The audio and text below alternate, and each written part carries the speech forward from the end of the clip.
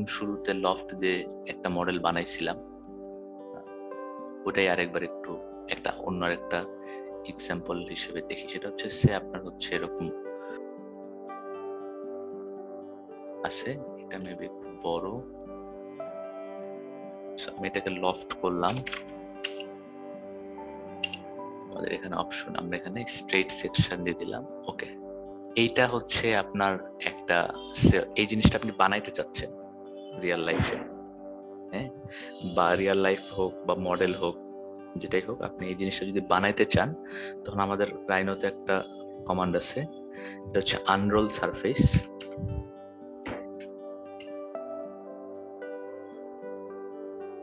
আমাদের এখানে সিলেক্ট করতে দিচ্ছে, আমরা অলরেডি সিলেক্ট করছি।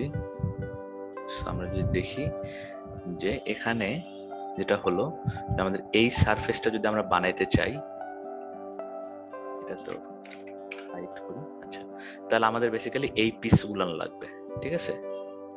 এই পিস গুলান যদি আমরা কাটি, দেন এটা জোড়া দিয়ে দিয়ে আমরা এই জিনিসটা বানাইতে পারবো। আচ্ছা, এটা তো একটা ওয়ে।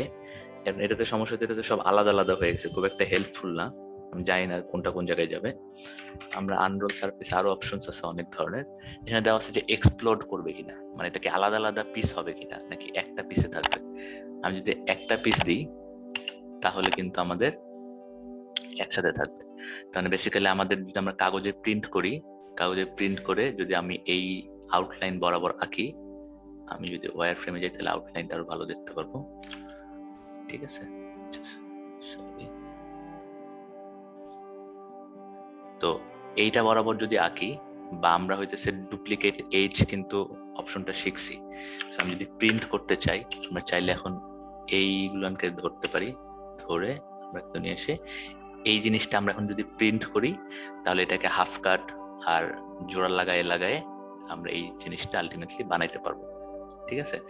আচ্ছা, আরো আরো অনেক কিছু না, আরো অল্প কিছু জিনিসপত্রের সাথে অ্যাড করা যায়। যেমন আমরা যদি আরেকবার দেখি যে এখানে কি কি অপশন আছে, যে এক্সপ্লোড করবে কিনা, আমরা এটাকে নো দিছি, সো এটা একসাথে জোড়া লেগে আছে। এখানে লেবেলস আছে, লেবেলসে যদি আমরা ইয়েস দিই, তাহলে যেটা হবে, সরি আরেকবার দিই সিলেক্ট করার আগে, আচ্ছা, লেবেলস ইয়েস দিছি, এক্সপ্লোড নো দিছি, ওকে।